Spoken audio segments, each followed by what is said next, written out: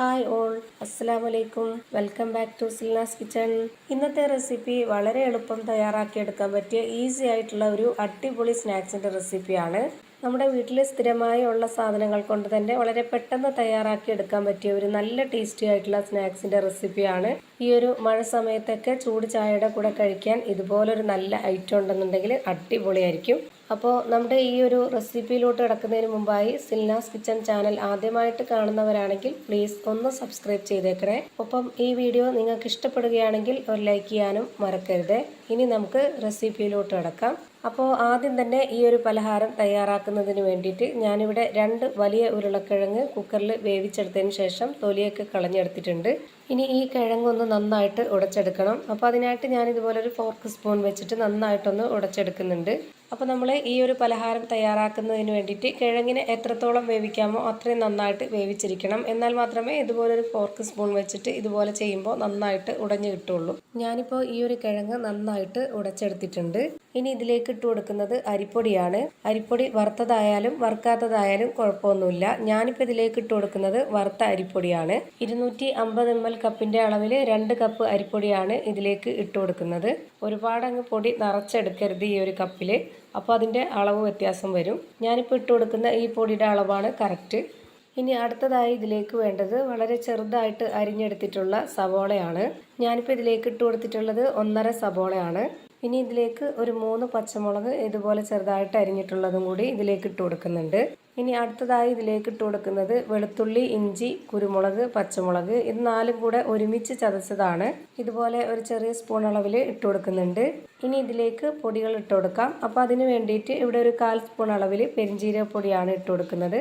പിന്നെ അതിലേക്ക് ഒരു നുള്ള് ഗരം മസാലപ്പൊടിയും മഞ്ഞൾപ്പൊടിയും 1 സ്പൂൺ അളവിൽ മുളക് പൊടിയും ഇട്ട് കൊടുക്കുന്നുണ്ട്.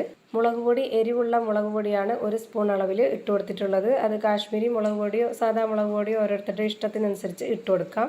ഇനി ഇതിലേക്ക് ആവശ്യത്തിനുള്ള ഉപ്പും പിന്നെ 2 കോഴിമുട്ടയും ഇതുപോലെ ഒന്ന് പൊട്ടിച്ചൊഴിച്ച് കൊടുക്കുന്നുണ്ട്. ഈ മുട്ട ചേർത്ത് കൊടുക്കണമെന്ന് നിർബന്ധമൊന്നുമില്ല, അത് ഇഷ്ടമില്ലാത്തവർക്ക് ഒഴിവാക്കാം. ഇനി ഞാനിത് ഒരു സ്പൂൺ കൊണ്ട് തന്നെ നന്നായിട്ടൊന്ന് യോജിപ്പിച്ചെടുക്കുന്നുണ്ട്.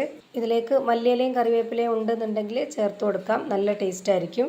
ഞാനിപ്പോൾ സ്പൂൺ കൊണ്ട് ഇതുപോലെ നന്നായിട്ടൊന്ന് യോജിപ്പിച്ച് കൊടുത്തതിന് ശേഷം ഇനി ഇത് നന്നായിട്ടൊന്ന് കുഴച്ചിട്ടെടുക്കുന്നുണ്ട്. അപ്പോൾ നമുക്കിത് കുഴച്ചെടുക്കാനായിട്ടുള്ള ഇതിൻ്റെ നനവ് പോരാ. അപ്പോൾ അതുകൊണ്ട് നമുക്കിതിലേക്ക് ഇനി വെള്ളം ഒഴിച്ചു കൊടുക്കണം. ഞാനിപ്പോൾ ഇവിടെ 250 ml കപ്പിൻ്റെ അളവിൽ 1 കപ്പ് വെള്ളം എടുത്തിട്ടുണ്ട്. അത് മുഴുവനായിട്ടും ഒഴിച്ചു കൊടുക്കുന്നില്ല. ഒരു 1/4 കപ്പോളം ഒഴിച്ചു കൊടുത്തതിന് ശേഷം ഇത് കൈവച്ച് നന്നായിട്ടൊന്ന് കുഴച്ച് നോക്കാം. എന്നിട്ട് പോരാന്നുണ്ടെങ്കിൽ മാത്രം ഒഴിച്ചു കൊടുത്താൽ മതി. അപ്പോൾ ഇത്രയും വെള്ളം ഒഴിച്ചു കൊടുത്തപ്പോൾ തന്നെ നമുക്കിത് കറക്റ്റ് പരുവായിട്ടുണ്ട്. ഇനി നമുക്കിതിലേക്ക് വെള്ളം ഒഴിച്ചു കൊടുക്കേണ്ടി വന്നിട്ടില്ല. അപ്പോൾ നമ്മുടെ ഈ ഒരു മാവിൻ്റെ കറക്റ്റ് പരുവം ഇതാണ്. ഇതിപ്പോൾ നിങ്ങൾക്ക് കാണുമ്പോൾ തന്നെ മനസ്സിലാവുന്നുണ്ടാവും. മാവ് ഇതേപോലെ റെഡിയാക്കി എടുത്തതിന് ശേഷം 2 കൈയും വെള്ളത്തിലൊന്ന് നനച്ചിട്ടെടുക്കുക. എന്നിട്ട് ഇതിൽ നിന്ന് കുറച്ച് മാവ് എടുത്തതിന് ശേഷം ഇതുപോലെ വലിയൊരു ബോൾസ് ആക്കിയതിന് ശേഷം അത് കൈകൊണ്ടൊന്ന് പ്രസ് ചെയ്ത് കൊടുക്കണം. പിന്നെ നമ്മളിതൊന്ന് കറക്റ്റ് ഷേപ്പിലാക്കി കൊടുത്തതിന് ശേഷം ഇതിൻ്റെ നടുക്കൊരു ഹോൾ ഇട്ട് കൊടുക്കുക. ഇനി നമ്മൾ വിരലൊന്ന് നനച്ചു കൊടുത്തിട്ട് വേണം ഇതൊന്ന് ഹോളിട്ട് കൊടുക്കാനായിട്ട്.